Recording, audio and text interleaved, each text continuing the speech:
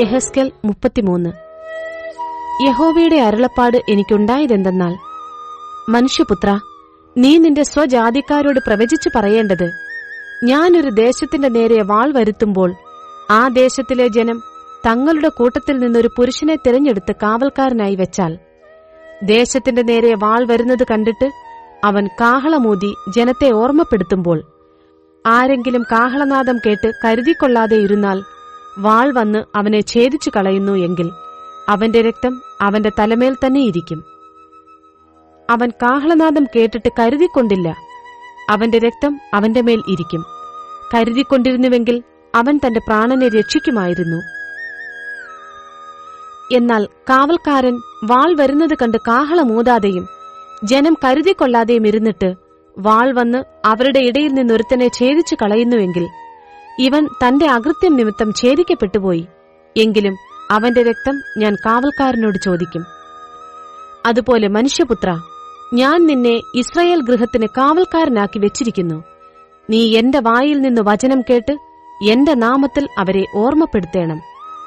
ഞാൻ ദുഷ്ടനോട്, ദുഷ്ടാ, നീ മരിക്കും എന്ന് കൽപ്പിക്കുമ്പോൾ ദുഷ്ടൻ തന്റെ വഴി വിട്ടുതിരിവാൻ കരുതിക്കൊള്ളത്തക്കവണ്ണം നീ അവനെ പ്രബോധിപ്പിക്കാതെ ഇരുന്നാൽ ദുഷ്ടൻ തന്റെ അകൃത്യം നിമിത്തം മരിക്കും. അവന്റെ രക്തമോ ഞാൻ നിന്നോട് ചോദിക്കും. എന്നാൽ ദുഷ്ടൻ തന്റെ വഴി വിട്ടു തിരിയേണ്ടതിന് നീ അവനെ ഓർമ്മപ്പെടുത്തിയിട്ടും അവൻ തന്റെ വഴി വിട്ടു തിരിയാഞ്ഞാൽ അവൻ തന്റെ അകൃത്യം നിമിത്തം മരിക്കും. അവൻ തന്റെ അകൃത്യം നിമിത്തം മരിക്കും. നീയോ നിന്റെ പ്രാണനെ രക്ഷിച്ചിരിക്കുന്നു. അതുകൊണ്ട് മനുഷ്യപുത്ര, നീ ഇസ്രായേൽ ഗൃഹത്തോട് പറയേണ്ടത്, ഞങ്ങളുടെ അതിക്രമങ്ങളും പാപങ്ങളും ഞങ്ങളുടെ മേൽ ഇരിക്കുന്നു. അവയാൽ ഞങ്ങൾ ക്ഷയിച്ചു പോയിരിക്കുന്നു. ഞങ്ങൾ എങ്ങനെ ജീവിച്ചിരിക്കും എന്ന് നിങ്ങൾ പറയുന്നു. എന്നാൽ ദുഷ്ടന്റെ മരണത്തിലല്ല, ദുഷ്ടൻ തന്റെ വഴി വിട്ടുതിരിഞ്ഞ് ജീവിക്കുന്നതിലത്രേ എനിക്കിഷ്ടമുള്ളതെന്ന് യഹോവയായ കർത്താവിന്റെ അരുളപ്പാട്. നിങ്ങളുടെ ദുർമാർഗങ്ങളെ വിട്ടുതിരിവിൻ, തിരിവിൻ. ഇസ്രായേൽ ഗൃഹമേ, നിങ്ങൾ എന്തിനു മരിക്കുന്നു എന്നവരോട് പറക. മനുഷ്യപുത്ര, നീ നിന്റെ സ്വജാതിക്കാരോട് പറയേണ്ടത്, നീതിമാൻ അതിക്രമം ചെയ്യുന്ന നാളിൽ അവന്റെ നീതി അവനെ രക്ഷിക്കയില്ല.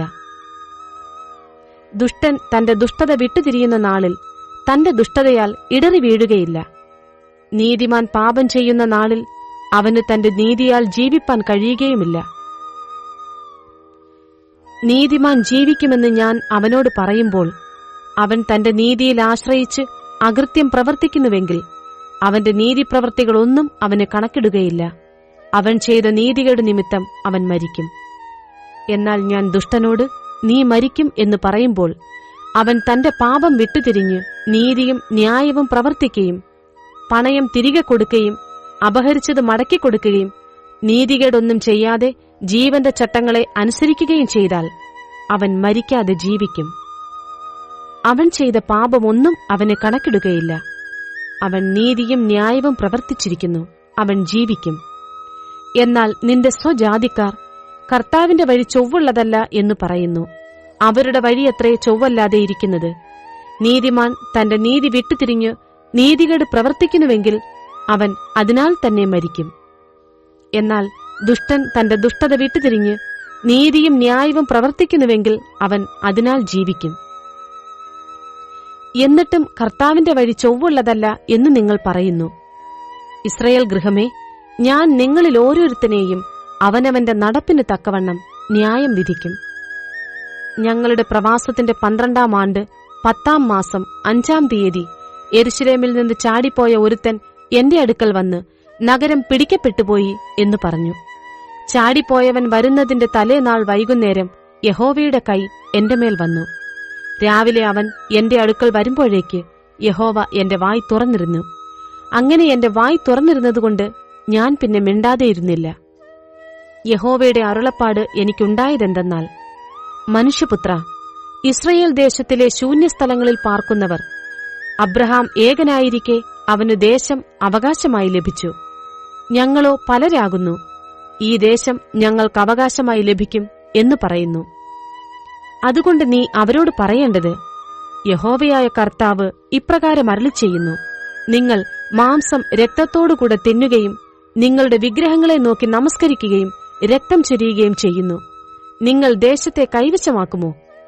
നിങ്ങൾ നിങ്ങളുടെ വാളിൽ ആശ്രയിക്കുകയും മ്ലേച്ഛത പ്രവർത്തിക്കുകയും ഓരോരുത്തരും തന്റെ കൂട്ടുകാരന്റെ ഭാര്യയെ വഷളാക്കുകയും ചെയ്യുന്നു. നിങ്ങൾ ദേശത്തെ കൈവശമാക്കുമോ?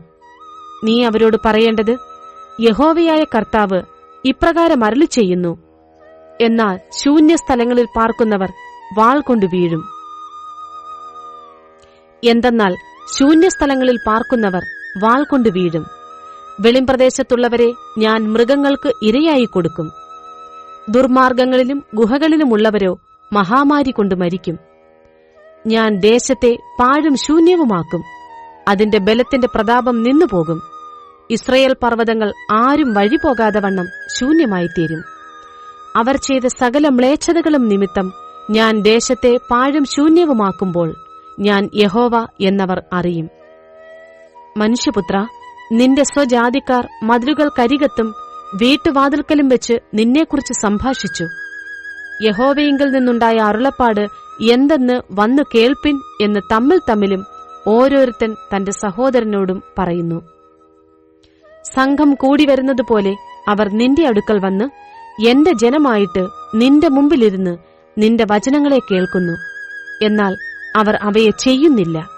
വായ്കൊണ്ട് അവർ വളരെ സ്നേഹം കാണിക്കുന്നു, ഹൃദയമോ ദുരാഗ്രഹത്തെ പിന്തുടരുന്നു. നീ അവർക്ക് മധുരസ്വരവും വാദ്യനൈപുണ്യവുമുള്ള ഒരുത്തന്റെ പ്രേമഗീതം പോലെയിരിക്കുന്നു. അവർ നിന്റെ വചനങ്ങളെ കേൾക്കുന്നു, ചെയ്യുന്നില്ല താനും. എന്നാൽ അത് സംഭവിക്കുമ്പോൾ ഇതാ അത് വരുന്നു, അവർ തങ്ങളുടെ ഇടയിൽ ഒരു പ്രവാചകൻ ഉണ്ടായിരുന്നു എന്നറിയും.